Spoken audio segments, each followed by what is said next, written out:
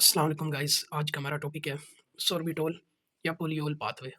इसमें actually 2 steps होते हैं और 2 ही एंजाइम होते हैं, जिनका नेम क्या है? एल्डोस रिडक्टेस और सॉर्बिटॉल डिहाइड्रोजिनेस। अब इनकी लोकेशन की बात की जाए तो एल्डोस रिडक्टेस ये हमारे पास रेटिना में पाया जाता है, लेंस में, किडनीज़ में, पेरिफेरल नर्व्स में, ओवरीज़ में, सेमिनल वेसिकल्स में। अगर हम सॉर्बिटॉल डिहाइड्रोजिनेस की बात करें तो ये सिर्फ़ 3 जगह पे पाया जाता है, लीवर में, ओवरीज़ में और सेमिनल वेसिकल्स में। अगर हम ओवरऑल पाथवे की बात करें तो हमारे पास 2 स्टेप जो कौन से होते हैं? सबसे पहला स्टेप ग्लूकोज़ को हमने किसमें कन्वर्ट करना है? सॉर्बिटॉल में। जो कौन सा एंजाइम कैरी आउट करवाता है हमारे पास? एल्डोस रिडक्टेस। और सेकंड स्टेप क्या होता है कि सॉर्बिटॉल हमारे पास किसमें कन्वर्ट होता है? फ्रक्टोज़ में। अब ग्लूकोज़ हमारे पास क्या है? एक एल्डिहाइड ग्रुप है, ठीक हो गया? लेकिन अगर सॉर्बिटॉल की बात करें तो ये हमारे पास क्या है? अल्कोहल है, जिसे हम शुगर अल्कोहल कहते हैं, ठीक हो गया? तो हमने पहले स्टेप में क्या करना है? एल्डिहाइड से अल्कोहल में कन्वर्ट करना है, तो हमारे पास क्या होगा? रिडक्शन होगी। हमने ये तो देख रखा है कि जी अल्केन अल्केन से अल्कोहल में हमारे पास जो कन्वर्जन है, ठीक हो गया? देन हमारे पास अल्कोहल से एल्डिहाइड, देन एल्डिहाइड से कार्बोक्सिलिक एसिड, ठीक हो गया? तो हमारे पास अल्केन की ऑक्सीडेशन करवाएँ तो क्या बनता है? अल्कोहल। अल्कोहल की ऑक्सीडेशन करवाएँ तो एल्डिहाइड और उसकी ऑक्सीडेशन करवाएँ तो कार्बोक्सिलिक एसिड। लेकिन अगर हमने रिवर्स चलना है तो हमने क्या करवाना पड़ेगा? रिडक्शन। कार्बोक्सिलिक एसिड को हमने एल्डिहाइड में कन्वर्ट करवाना है, तो हमने क्या करवानी है? रिडक्शन। एल्डिहाइड को हमने अल्कोहल में कन्वर्ट करवाना है, तो क्या करवाना पड़ेगा? रिडक्शन। और अल्कोहल को हमने अल्केन में कन्वर्ट करवाना है, तब भी हमें रिडक्शन करवानी पड़ेगी। तो यहाँ पर हमने क्या करना है? जो ग्लूकोज़ को अगर सॉर्बिटॉल में कन्वर्ट करना है, एल्डिहाइड को अल्कोहल में कन्वर्ट करना है, ठीक है? तो हमें रिडक्शन करनी पड़ेगी। वो कैसे करेंगे? 2 हाइड्रोजन एटम इसमें ऐड करेंगे, यानी NADPH ऐड होगा और NADP पॉजिटिव की फॉर्म में वो एग्ज़िट करेगा। नेक्स्ट स्टेप में हमारे पास क्या है? सॉर्बिटॉल फ्रक्टोज़ में कन्वर्ट होता है। ये हमारे पास फ्रक्टोज़ जो है, ये हमारे पास कीटोन है, ठीक हो गया? मीन्स कीटोन और एल्डिहाइड, कीटोन या एल्डिहाइड ये हमारे पास एक दूसरे के आइसोमर होते हैं, ठीक हो गया?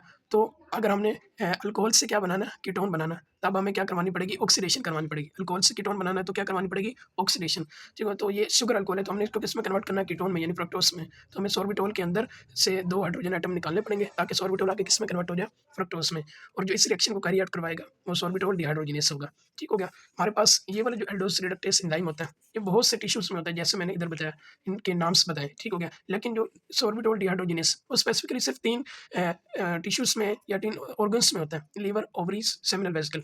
अब जो हमारे पास क्या है, इन ऑर्गन्स में या टिश्यूज़ में हमारे पास ग्लूकोज़ से सॉर्बिटॉल तो बन जाता है, लेकिन जो सॉर्बिटॉल से फ्रक्टोज़ की कन्वर्जन है, वो सिर्फ़ और सिर्फ़ लीवर में, ओवरीज़ में और सेमिनल वेसिकल में होती है, ठीक हो गया? अब ये जो हमारे पास एंजाइम लीवर में क्या करता है, लीवर में सॉर्बिटॉल से जो फ्रक्टोज़ बनता है, ठीक हो गया? वो फ्रक्टोज़ हमारे पास ये जो एंजाइम सॉर्बिटॉल डिहाइड्रोजिनेस लीवर में जो सॉर्बिटॉल से फ्रक्टोज़ बना रहा है, उस फ्रक्टोज़ को या तो ग्लाइकोलाइसिस में शंट करेगा या ग्लूकोनियोजेनेसिस की तरफ। हमने ये देखा कि फ्रक्टोज़ को काइनेस एक्ट करवा के फ्रक्टोज़ 6 फ़ॉस्फ़ेट बना देंगे, तो वो तो ग्लाइकोलाइसिस का भी इंटरमीडिएट होता है और उसको अगर हम चाहें तो वापस ग्लूकोनियोजेनेसिस में भी एंटर कर सकते हैं, ठीक हो गया?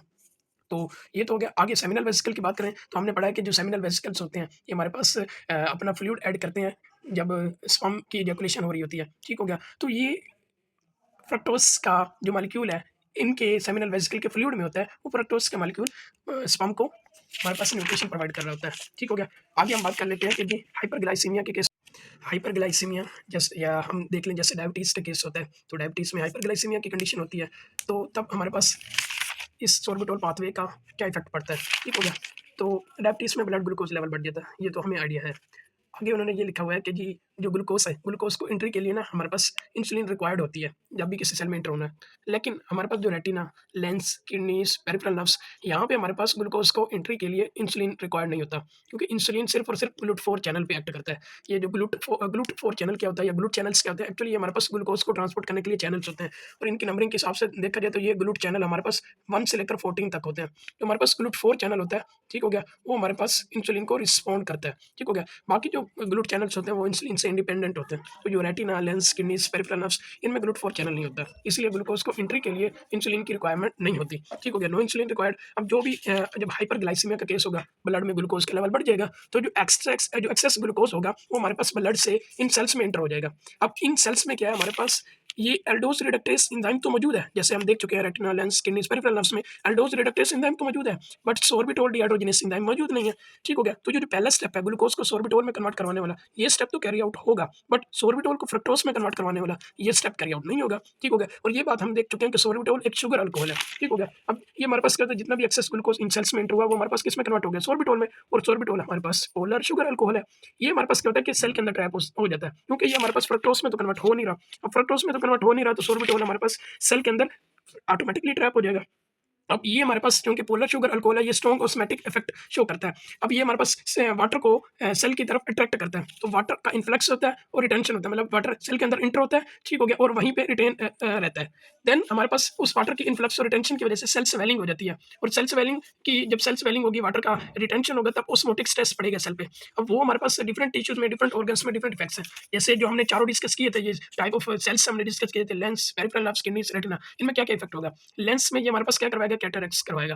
पेरिफेरल नर्व्स में ये पेरिफेरल न्यूरोपैथी करवाएगा, ठीक हो गया? अब किडनीज़ में ये हमारे पास नेफ्रोपैथी करवाएगा, रेटिना में रेटिनोपैथी।